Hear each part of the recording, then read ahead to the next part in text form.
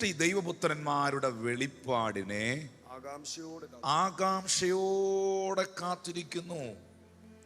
For the earnest expectation of the creation eagerly waits for the revealing of the sons of God. ഈ പ്രപഞ്ചം, ഈ ലോകം, സൃഷ്ടി, creations, നമ്മളെല്ലാം ദൈവത്തിൻ്റെ എന്താണ് പറ?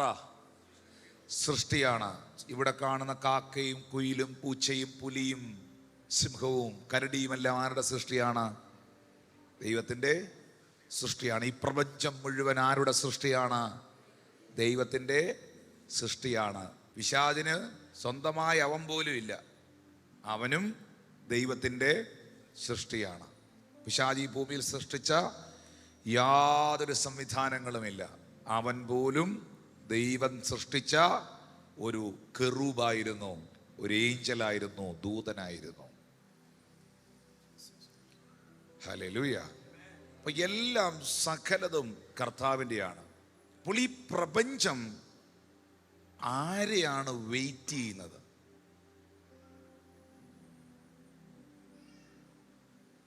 ഈ പ്രപഞ്ചം വെയിറ്റ് ചെയ്യുന്നത് പുതിയൊരു ബിഷപ്പിനെയാണോ? ഈ പ്രപഞ്ചം വെയിറ്റ് ചെയ്യുന്നത് പുതിയൊരു പ്രവാചകനെയാണോ? ഈ പ്രപഞ്ചം വെയിറ്റ് ചെയ്യുന്നത് പുതിയൊരു അപ്പോസ്തലനെയോ ഒരു പാട്ടുകാരനെയാണോ? പാട്ടുകാരൻ ദൈവപുത്രത്വത്തിൻ്റെ വെളിപ്പാടുള്ളവനാണെങ്കിൽ അവനെ വെയിറ്റ് ചെയ്യുന്നു. പ്രവാചകൻ ദൈവപുത്രത്വത്തിൻ്റെ വെളിപ്പാടിൽ നിൽക്കുന്നവനാണെങ്കിൽ അവനെ വെയിറ്റ് ചെയ്യുന്നു. പാസ്റ്റർ ദൈവപുത്രത്വത്തിൻ്റെ വെളിപ്പാടിൽ നിൽക്കുന്നവനാണെങ്കിൽ അവനെ വെയിറ്റ് ചെയ്യുന്നു. വിശ്വാസി ദൈവപുത്രത്വത്തിൻ്റെ വെളിപ്പാടിൽ നിൽക്കുന്നവളാണെങ്കിൽ അവനാണെങ്കിൽ അവനെ വെയിറ്റ് ചെയ്യുന്നു. പ്രപഞ്ചം, സൃഷ്ടി ആകാംക്ഷയോടെ, ഭയങ്കര എക്സ്പെക്റ്റേഷനോടെ വെയിറ്റ് ചെയ്യുന്നത് സൺസ് ഓഫ് ഗോഡിനെയാണ്. Not a son of God. There is only one son of God, that is Jesus. This is the sons of God. Amen. Hallelujah. Hallelujah. ഈ ഭൂമിയിൽ ഒരിക്കൽ ദൈവം ഒരു കന്യകയുടെ ഉദരപരിമിതികളിൽ പിറന്നു, അല്ലെങ്കിൽ ജനിച്ചു. ദൈവം ഈ ഭൂമിയിൽ കടന്നു വന്നത് ദൈവമായിട്ടല്ല, അവൻ ദൈവമായിരിക്കെ ഒരു ഭാഗത്ത് ദൈവമാണ്, ഒരു ഭാഗത്ത് പൂർണ്ണ മനുഷ്യനാണ്. എന്നാൽ അവൻ ജഡത്തിൽ വെളിപ്പെട്ടു എന്ന് അപ്പോസ്തലനായ പൗലോസ്ലീഹ പറയുന്നു. എന്തിന്? ദൈവം എന്തായിട്ടാണ് ഈ ഭൂമി വന്നത്? ദൈവം ഈ ഭൂമിയിൽ വന്നത് പ്രവാചകനായിട്ടാണോ? ദൈവം ഈ ഭൂമിയിൽ വന്നത്, കർത്താവായ യേശു ക്രിസ്തു ഈ ഭൂമിയിൽ വന്നത് അപ്പോസ്തലനായിട്ടാണോ? യേശു ഈ ഭൂമിയിൽ വന്നത് പുത്രനായിട്ടാണ്. പൈശാചിക ശക്തികൾ വിളിച്ചു പറഞ്ഞു, ദൈവത്തിന്റെ പുത്ര, നീ ഞങ്ങളെ സമയത്തിന് മുൻപേ ദണ്ഡിപ്പിക്കരുത്. ദൂതന്മാർ പറഞ്ഞു, അവൻ ദൈവത്തിന്റെ പുത്രനാണ്. അപ്പോൾ പൈശാചിക മണ്ഡലം, ഡീമനോളജി പറയുന്നു is a son of God. Angelology പറയുന്നു is a son of God. All the heaven says, സ്വർഗ്ഗം തുറന്നു പറയുന്നു, ഇവൻ എന്റെ പ്രിയപുത്രൻ. അപ്പോൾ ദൂതന്മാർ പറയുന്നു അവൻ പുത്രൻ, പൈശാചിക മണ്ഡലം പറയുന്നു അവൻ പുത്രൻ, സ്വർഗം തുറന്നു പറയുന്നു അവൻ പുത്രൻ. ആ പുത്രനെയാണ് പിശാച് ഭയപ്പെട്ടത്. ആ പുത്രന്റെ മുൻപിലാണ് അന്ധന്റെ കണ്ണ് തുറന്നത്. ആ പുത്രത്വത്തിനെ നോക്കിയാണ് പൈശാചിക ശക്തികൾ വിറച്ചത്. ദാവീദ് പുത്ര,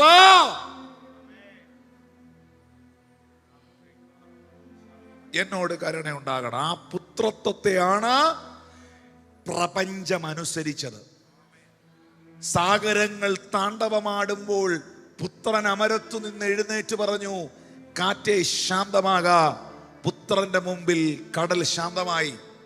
പുത്രന് വിശന്നപ്പോൾ അത്തിയിൽ ഫലമില്ലായിരുന്നു. അത്തിയെ നോക്കി, മരത്തെ നോക്കി പുത്രൻ പറഞ്ഞു, ഇനി നിന്നിൽ ഫലമുണ്ടാകാതെ പോകട്ടെ. അത്തിക്കുണങ്ങേണ്ടി വന്നു. അങ്ങനെയെങ്കിൽ ഈ പ്രപഞ്ചം വെയിറ്റ് ചെയ്യുന്നത് പുത്രത്വത്തെയാണ്. ഈ പ്രപഞ്ചം കാത്തിരിക്കുന്നത് പുത്രത്വത്തെയാണ്. ഈ പ്രപഞ്ചത്തിൽ എന്തെങ്കിലും ചലിപ്പിക്കുവാൻ കഴിയുന്നുണ്ടെങ്കിൽ അത് പുത്രന്മാർക്കാണ്. Hallelujah, hallelujah. ശബ്ദമുയർത്തി കർത്താവിന് നന്ദി പറഞ്ഞേ. അപ്പോൾ സൃഷ്ടി ആകാംക്ഷയോടെ കാത്തിരിക്കുന്നത് പുത്രത്വത്തിന്റെ വെളിപ്പാടിൽ നിൽക്കുന്നവനെയാണെന്ന് തിരുവെഴുത്ത് വ്യക്തമാക്കുമ്പോൾ എങ്ങനെയാണ് ഈ പുത്രനാകുന്നേ? എങ്ങനെയാണ് ദൈവത്തിന്റെ പുത്രിയാകുന്നേ? ഞാൻ ചിന്തിക്കുന്നു, യേശു കേവലം ഒരു പ്രവാചകനായി ഭൂമിയിൽ വന്നിരുന്നെങ്കിൽ ഒത്തിരി പ്രവാചകന്മാർ എഴുന്നേറ്റ് വന്നേനെ.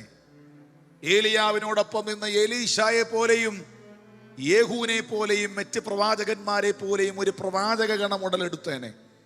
പക്ഷേ യേശു ഈ ഭൂമിയിൽ എഴുന്നേൽപ്പിച്ചത്, ഇന്നും എഴുന്നേൽപ്പിച്ചു കൊണ്ടിരിക്കുന്നത് പുത്രന്മാരെയും പുത്രിമാരെയാണ്.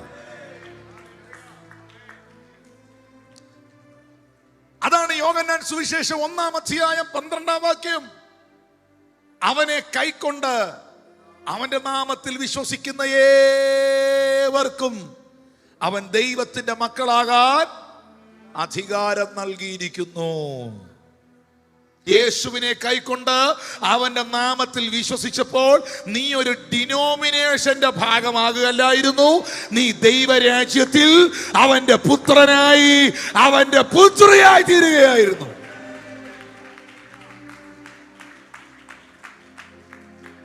അതെങ്ങനെ സംഭവിച്ചു? അതാണ് 1 പത്രോസിന്റെ ലേഖനം 1-ാം അധ്യായം 23-ാം വാക്യം. കെടുന്ന ബീജത്താലല്ല, കെടാത്തതിനാൽ ജീവനുള്ളതും നിലനിൽക്കുന്നതുമായ ദൈവവചനത്താൽ തന്നെ നിങ്ങൾ വീണ്ടും ജനിച്ചിരിക്കുന്നു. ആ പദപ്രയോഗങ്ങൾ ശ്രദ്ധിക്കണം. കെടുന്ന ബീജത്താലല്ല, കെടാത്തതിനാൽ ജീവനുള്ളതും നിലനിൽക്കുന്നതുമായ ദൈവവചനത്താൽ തന്നെ നിങ്ങൾ വീണ്ടും ജനിച്ചിരിക്കുന്നു. അപ്പൊ ഇവിടെ ഒരു മകൻ, ഒരു മകൾ ജനിച്ചത് ഒരു പുരുഷ ബീജത്താലാണ്. ആ മനുഷ്യന്റെ പേര് നിന്റെ പേരിന്റെ അറ്റത്തുണ്ട്. നിന്റെ അപ്പന്റെ പേര് നിന്റെ പേരിന്റെ അറ്റത്തുണ്ട്. സഹോദരി, നീ കല്യാണം കഴിക്കുന്നതിന് മുമ്പ് വരെ ആ പേര് നിന്റെ പേരിന്റെ അറ്റത്തുണ്ട്. സഹോദര, നിങ്ങളുടെ പേരിന്റെ അറ്റത്ത് ഇപ്പോഴും നിന്റെ അപ്പന്റെ പേരുണ്ട്. പക്ഷേ ആ പുരുഷ ബീജത്താൽ ഈ ഭൂമിയിൽ ഒരു വീട്ടിൽ മകനായി മകളായി ജനിച്ച നീ 70, 80, 82 വിഷമായോ? 90 കയറട്ടെ, 90, 95 ഇരിക്കട്ടെ, ഒരു 100 വയസ്സ്. പക്ഷേ 100 വരെ പോയാലും 70 വരെ പോയാലും 80 വരെ പോയാലും അത് മണ്ണോട് മൺചേരും. ഈ ഭൂമിയിൽ കെട്ടുപോകുന്ന, അണഞ്ഞു പോകുന്ന, നഷ്ടപ്പെട്ടു പോകുന്ന ഒരു ബീജത്താൽ ജനിച്ച ശരീരമാണ് നിന്റെ ശരീരം. എന്നാൽ അങ്ങനെ ജനിച്ച നിങ്ങൾ, അങ്ങനെ ഒരു അപ്പന്റെ മകനായി മകളായി ഒരു വീട്ടിൽ ജനിച്ച നിങ്ങൾ, കാലങ്ങൾ ചിലത് പിന്നിട്ടപ്പോൾ, കാലചക്രങ്ങൾ തിരിഞ്ഞപ്പോൾ, എപ്പോഴോ എവിടെയോ വെച്ച് പിതാവ് നിന്നെ ആകർഷിച്ചത് കൊണ്ട്, ദൈവം നിന്നെ കണ്ടിരുന്നത് കൊണ്ട്, ഏതോ ഒരു ആരാധനയിൽ, കൂട്ടായ്മയിൽ, പ്രാർത്ഥനയിൽ കെടാത്ത ബീജമാകുന്ന ദൈവവചനം നിന്റെ കർണപുടങ്ങളിലൂടെ കയറി നിന്റെ അകത്ത മനുഷ്യരിൽ വീണപ്പോൾ നിന്റെ അകത്തൊരു ജനനമുണ്ടായി. അതാണ് വീണ്ടും ജനനം, അതാണ് മാനസാന്തരം. അതിനെ നോക്കിയാണ് പൗലോസ് പറയുന്നത്, ഒരുവൻ ക്രിസ്തുവിലായാൽ അവൻ പുതിയ സൃഷ്ടിയാകുന്നു, പഴയത് കഴിഞ്ഞുപോയി, ഇതാ സകലവും അവനിൽ പുതുതായി. ദൈവത്തിന്റെ മാറ്റമില്ലാത്ത വചനത്തെ പരിശുദ്ധാത്മാവ് ഇവിടെ പ്രബോധിപ്പിക്കുന്ന പദം ജീവനുള്ളതും, ജീവനുള്ളതും. വാക്യത്തിലോട്ട് നോക്കിക്കോ, ജീവനുള്ളതും നിലനിൽക്കുന്നതുമായ ദൈവത്തിന്റെ വചനത്താൽ. കെടാത്തത്, ജീവനുള്ളത്, നിലനിൽക്കുന്നത്, ഊതി അണയ്ക്കാൻ കഴിയാത്തത്, നശിപ്പിക്കാൻ പറ്റാത്തത്, കെടാത്തത്, ജീവനുള്ളത്, നിലനിൽക്കുന്നത്. ജീവനുള്ളതും നിലനിൽക്കുന്നതും കെടാത്തതുമാകുന്ന ദൈവവചനം ചെവിയിലൂടെ കേട്ട് അതകത്ത മനുഷ്യനിൽ വീണ് നിന്റെ അകത്ത് വീണ്ടും ജനനം ഉണ്ടായി. നിക്കോദിമോസ് എന്ന് പറയുന്ന ഒരു മനുഷ്യൻ രാത്രിയിൽ ഈ സബ്ജക്റ്റിനെ കുറിച്ചൊന്ന് പഠിക്കാൻ കർത്താവിൻ്റെ അരികിൽ ഇച്ചിരി നേരം ഇരുന്നായിരുന്നു. കാരണം ഈ പരീശന്മാരിൽ ഭയങ്കര പ്രമാണിത്വമുള്ളവനും തോറ എന്ന് പറഞ്ഞാൽ എന്നാ? ഉൽപ്പത്തി, പുറപ്പാട്, ലേവ്യ, സംഖ്യ, ആവർത്തനം എന്ന ഈ 5 പുസ്തകം തോറ അരച്ചു കലക്കി കുടിച്ച് പഠിച്ച യഹൂദ പ്രമാണിയും പരീശത്വമുള്ളവനുമായിരുന്നു നിക്കോദിമോസ്. ഈ നിക്കോദിമോസ് എന്ന് പറയുന്ന മനുഷ്യൻ രാത്രിയിൽ യോഗത്തിന് വന്നു. ആരും അറിയാതെ, കണ്ട പ്രശ്ന. പുള്ളിയുടെ കൂട്ടത്തിലുള്ള ആൾക്കാർ മുഴുവൻ യേശുവിനെതിരാ, പരീശന്മാർ മുഴുവൻ അവനെതിരാ. അങ്ങനെ എതിര് പറയുന്ന ഒരു കൂട്ടത്തിനകത്ത് നിന്നും രാത്രി ആരും കാണാതെ പതുങ്ങി ഇതൊന്ന് മനസ്സിലാകാൻ വേണ്ടി നിക്കോദിമോസും യേശുവിൻ്റെ അടുക്കൽ വന്നു. സ്തോത്രം. യോഹന്നാൻ 3:1 മുതൽ 7 വരെയുള്ള വാക്യങ്ങളിൽ ഈ നിക്കോദിമോസിനോട് യേശു സംസാരിക്കുന്ന വാക്കുകൾ നിങ്ങൾക്ക് കാണാം. വായിക്കാം. പരീശന്മാരുടെ കൂട്ടത്തിൽ യഹൂദന്മാരൊരു പ്രമാണിയായ നിക്കോദിമോസ് എന്ന പേരുള്ള മനുഷ്യനുണ്ടായിരുന്നു. അവൻ രാത്രിയിൽ അവന്റെ അടുക്കൽ വന്ന് അവനോട്, റബ്ബി, നീ ദൈവത്തിന്റെ അടുക്കൽ നിന്ന് ഉപദേഷ്ടാവായി വന്നിരിക്കുന്നു എന്ന് ഞങ്ങൾ അറിയുന്നു.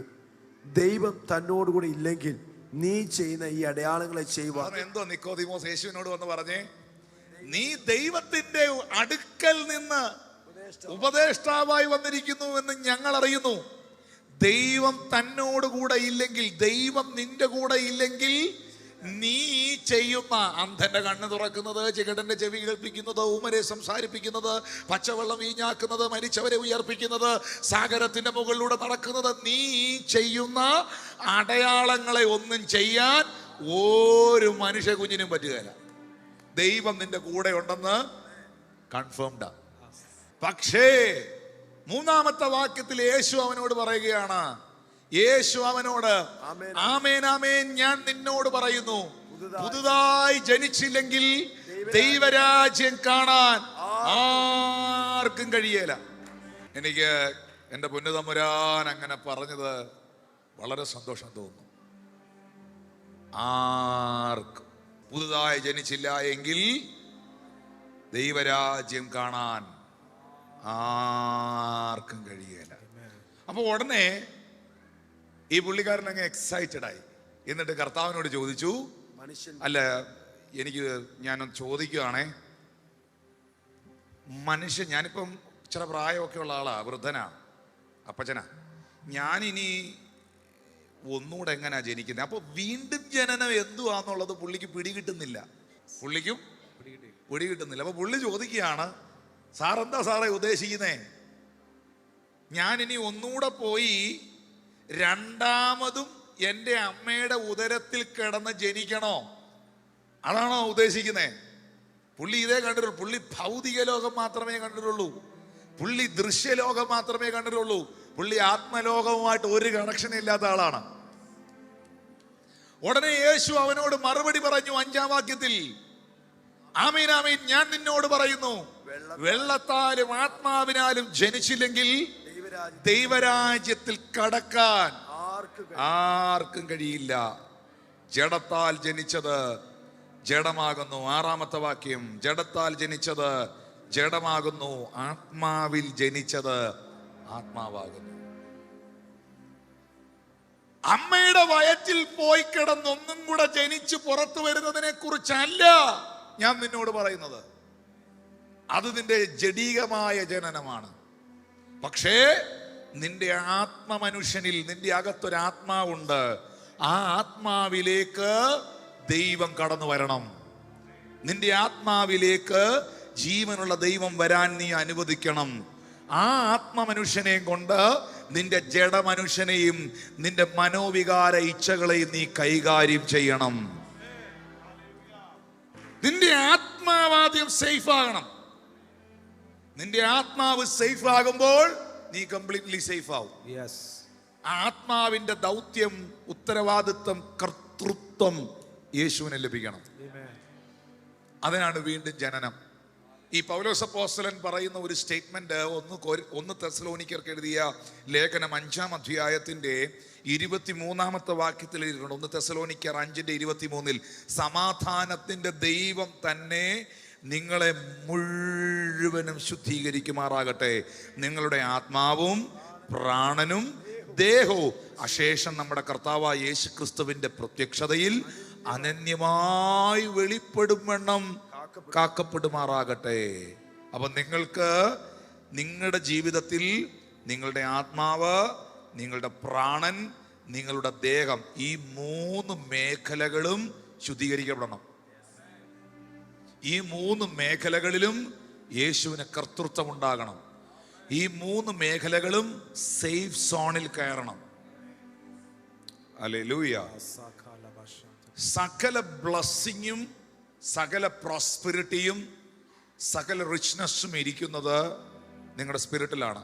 അതാണ് യോഹന്നാന്റെ ലേഖനം 3-ാമത്തെ ലേഖനത്തിന്റെ 1-ാം അധ്യായത്തിന്റെ 2-ാം വാക്യത്തിൽ യോഹന്നാൻ പറയുന്നത്, 3 John chapter 1:2, പ്രിയനേ, നിന്റെ ആത്മാവ് ശുഭമായിരിക്കുന്നത് പോലെ നീ സകലത്തിലും ശുഭമായും സുഖമായും ഇരിക്കണമെന്ന് ഞാൻ പ്രാർത്ഥിക്കുന്നു. നീ ശുഭമായും സുഖമായും ഇരിക്കണമെങ്കിൽ, നീ പ്രോസ്പർ ആകണമെങ്കിൽ, ഈ പ്രോസ്പെരിറ്റി മുഴുവൻ, ഈ ബ്ലെസ്സിങ് മുഴുവൻ, ഈ ശുഭത മുഴുവൻ വെളിപ്പെട്ട് നിൽക്കുന്നത് നിന്റെ ആത്മാവിലാണ്. കാരണം നിന്റെ ആത്മാവിൽ ആരുണ്ട്? നിന്റെ ആത്മാവിൽ ക്രിസ്തു ഉണ്ട്.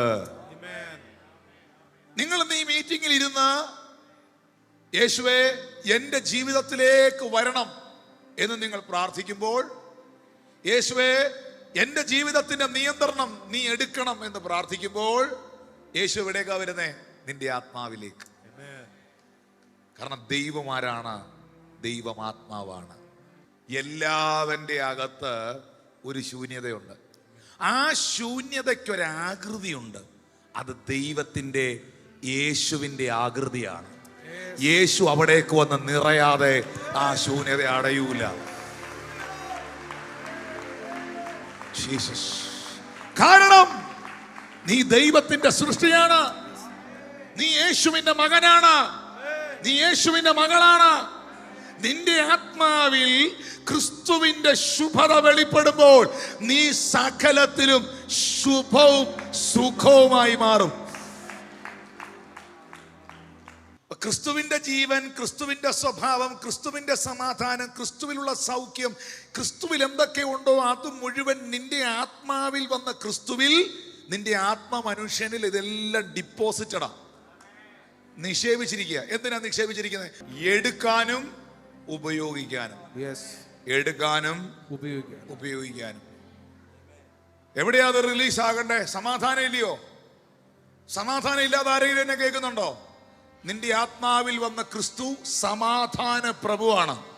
വാ കൊണ്ട് പറയണം, എന്റെ ആത്മാവിൽ വന്ന ക്രിസ്തുവിലുള്ള സമാധാനത്തെ എന്റെ ചിന്തയിലും എന്റെ ശരീരത്തിലും ഞാൻ റിലീസ് ചെയ്യുന്നു.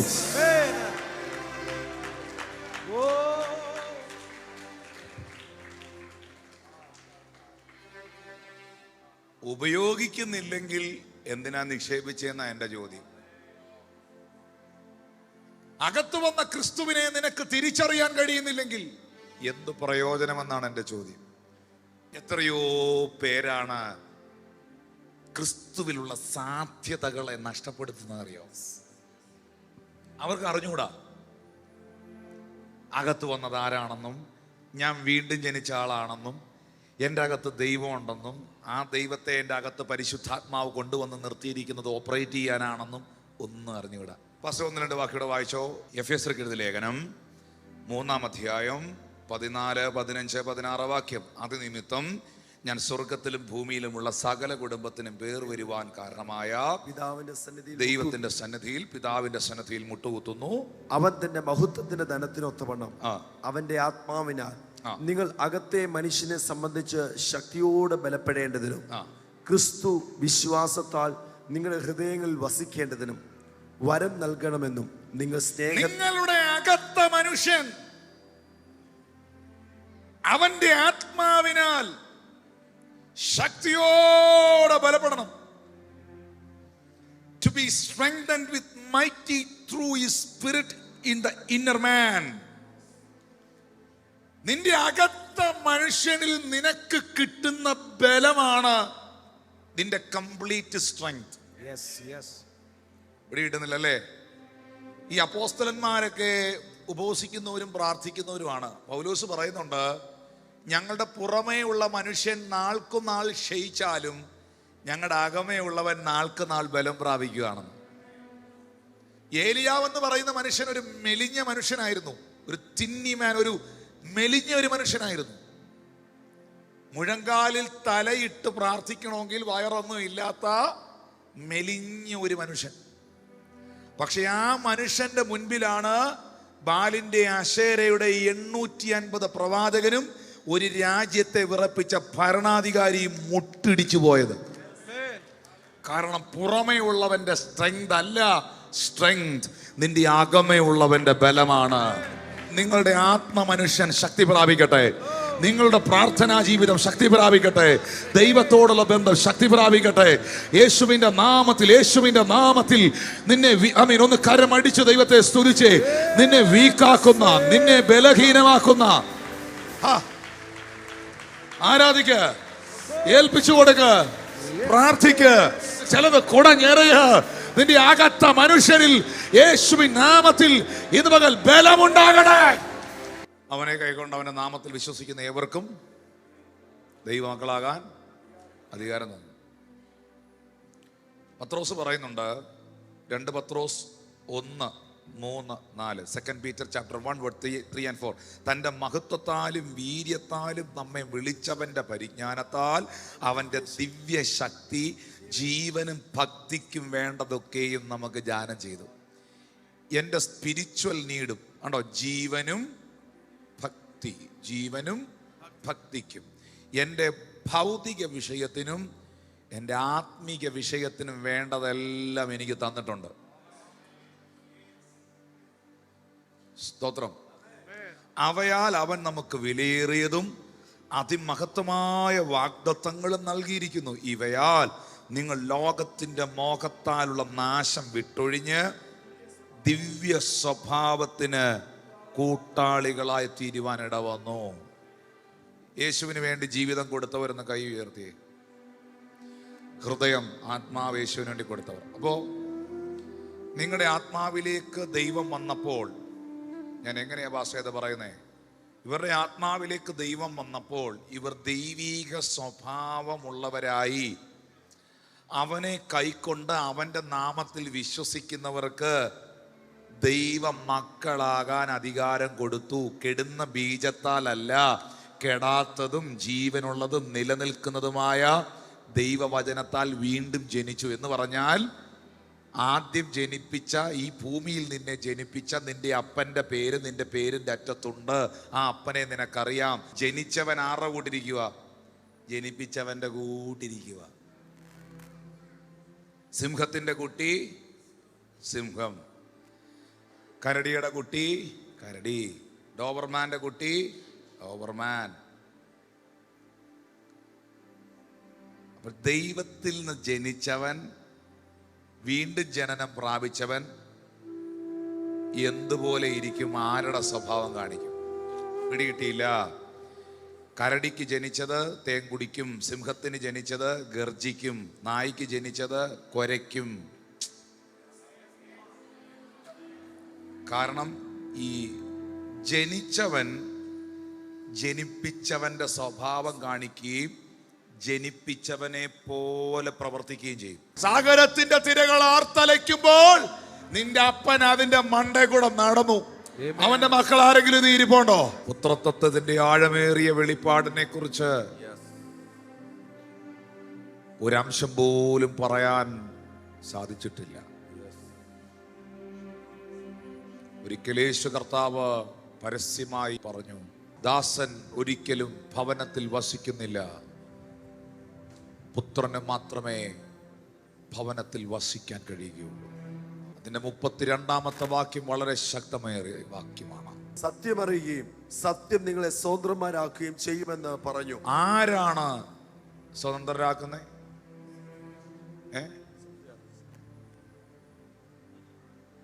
എന്താ യേശു ഈ പറയുന്ന സത്യം? സത്യം എന്താണെന്ന് 34-35 വാക്യം പറയും. ആമേൻ ആമേൻ, ഞാൻ നിങ്ങളോട് പറയുന്നു, പാപം ചെയ്യുന്നവനെല്ലാം പാപത്തിന്റെ ദാസനാകുന്നു. ദാസൻ എന്നേക്കും വീട്ടിൽ വസിക്കുന്നില്ല, പുത്രനോ എന്നേക്കും വസിക്കുന്നു. വീട്ടിലിരിക്കുന്നതെല്ലാം പുത്രനുള്ളതാ. ദൈവരാജ്യത്തിനകത്ത് നീ പുത്രനാണോ? പുത്രത്വത്തിന്റെ അധികാരത്തെ ആത്മാവിൽ തിരിച്ചറിയുന്ന ദൈവമക്കൾ, നിനക്കെതിരെ വാദിക്കുന്ന അന്ധകാര ശക്തികളെ, നിന്നെ തകർക്കാൻ നിൽക്കുന്ന ദുഷ്ടാത്മ സേനകളെ നിന്റെ ആത്മ മനുഷ്യനിലൂടെ ഡീൽ ചെയ്യാൻ കഴിയട്ടെ. പുത്രൻ സ്വാതന്ത്ര്യം വരുത്തിയാൽ സാക്ഷാൽ സ്വതന്ത്രനാവും. റോമർ 8:29 പൗലോസ് പറയുന്നുണ്ട്, തന്റെ പുത്രൻ അനേക സഹോദരന്മാരിൽ ആദിജാതനാണ് എന്ന് പറഞ്ഞ എന്താ? തന്റെ പുത്രൻ അനേക സഹോദരന്മാരിൽ ആദിജാതൻ.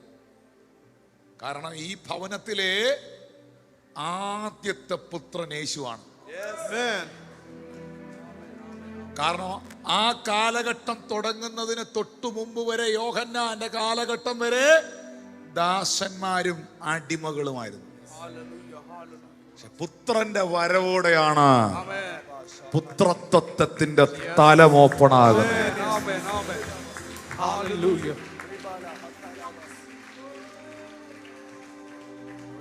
തന്റെ പുത്രൻ അനേക സഹോദരന്മാരിൽ ആദ്യജാതനാണെന്ന് പറയണമെങ്കിൽ, who is Jesus? Jesus is my Lord, യേശു എന്റെ കർത്താവ്. ജീസസ് ഈസ് മൈ ഗോഡ്, യേശു എന്റെ ദൈവം. ജീസസ് ഈസ് മൈ സേവിയർ, യേശു എന്റെ രക്ഷകൻ. ജീസസ് ഈസ് മൈ ഫ്രണ്ട്, അവൻ എന്റെ നല്ല സുഹൃത്ത്. ജീസസ് ഈസ് മൈ ഗൈഡ്, അവൻ എന്റെ നല്ല വഴികാട്ടി. The same time the Bible says Jesus Christ is your elder brother. ഞാൻ ശിശുവായിരുന്നപ്പോൾ ശിശുവിനെ പോലെ ചിന്തിച്ചു, ശിശുവിനെ പോലെ നിരൂപിച്ചു. പക്ഷെ പുരുഷനായ ശേഷമോ ഞാൻ ശിശുവിനുള്ളത് ത്യജിച്ചു കളഞ്ഞു. ക്രിസ്തുവിൽ നീ ആരെന്നുള്ള വെളിപ്പാടുണ്ടാകണം. യേശു നിന്റെ മൂത്ത സഹോദരനാണ് എന്ന് ബൈബിൾ ഒരു ഭാഗത്ത് പറയുമ്പോൾ, നീ ആരായി? നീ ഭവനത്തിൽ അവന് ശേഷം ജനിച്ച പുത്രനും പുത്രിയായി. എനിക്കും യേശുവിനും തമ്മിൽ ഒരു വ്യത്യാസമേ ബൈബിൾ വെച്ചിട്ടുള്ളൂ. പാപമൊഴികെ അവൻ സകലത്തിലും നമുക്ക് തുല്യനായി. ഞാൻ പാപിയായിരുന്നു, എൻ്റെ യേശു ദൈവമായിരുന്നു. Is A God. പാപമൊഴികെ സകലത്തിലും അവൻ നമുക്ക് തുല്യനായി.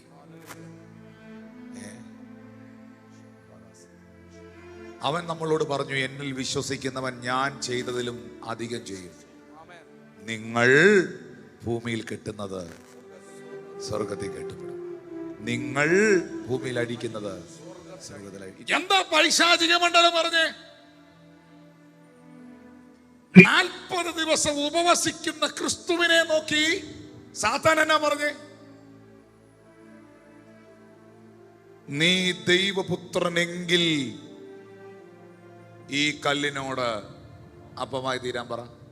കാരണം പിശാചിന് വരെ അറിയാം, പുത്രൻ കല്ലിനോട് പറഞ്ഞാൽ കല്ലപ്പമാകണം. പക്ഷെ പൈശാചിക മണ്ഡലത്തെ നോക്കി യേശു പറഞ്ഞു, മനുഷ്യപുത്രൻ. കണ്ടോ, മനുഷ്യപുത്രൻ. പിശാചേ, ദൈവപുത്രന്മാർ ഡീല് ചെയ്തുകൊണ്ടിരുന്ന ഒരു കാലഘട്ടത്തിൽ നിന്ന് ഇനി ഡീൽ ചെയ്യാൻ പോകുന്നത് മനുഷ്യപുത്രന്മാരാണ്. Amen, amen, amen. Yes. Hallelujah. Oh, Rakasa Frade. Yes.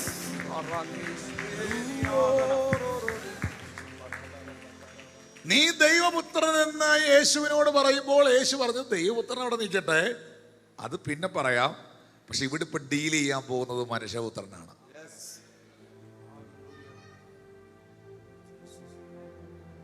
Jesus അത്തിയെ നോക്കി ഉണങ്ങിപ്പോകട്ടെ എന്ന് പുത്രൻ പറഞ്ഞപ്പോൾ അത്തിക്ക് ഉണങ്ങാതിരിക്കാൻ പറ്റില്ല, കാരണം പുത്രനാ പറഞ്ഞത്. പുത്രന്മാരോടും പുത്രിമാരോടും പറയുന്നു, നീ സ്വാതന്ത്ര്യപ്പെടുത്തിയാൽ, നീ അഴിച്ചു വിട്ടാൽ പിന്നെ കൂട്ടിക്കെട്ടാൻ ഇവിടെ ഒരു കൈക്കും ശക്തിയില്ല. Amen, amen, amen. Yes. Hallelujah.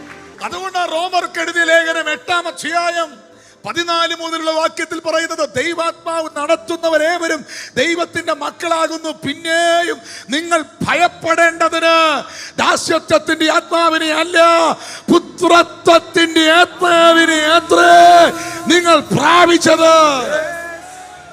അബ്ബാ പിതാവേ എന്ന് വിളിക്കുന്ന പുത്രത്വത്തിന്റെ ആത്മാവ് അകത്തുണ്ടെങ്കിൽ അവന് ഭയമില്ല. ആ പുത്രത്വത്തിന്റെ വെളിപ്പാട് അകത്ത് കയറട്ടെ. യേശു എന്ന ഏക സത്യനിത്യ ദൈവം, ഏകരക്ഷകൻ, ആ പുത്രനെ നീ കൈക്കൊള്ളുമ്പോഴാണ് നീയും പുത്രനാകുന്നത്. ആ പുത്രനെ നീ കൈക്കൊള്ളുമ്പോഴാണ് നീയും പുത്രിയാകുന്നത്. കാരണം ദൈവം പുത്രനായി വന്നത് നിന്നെ പുത്രനാക്കാനാണ്.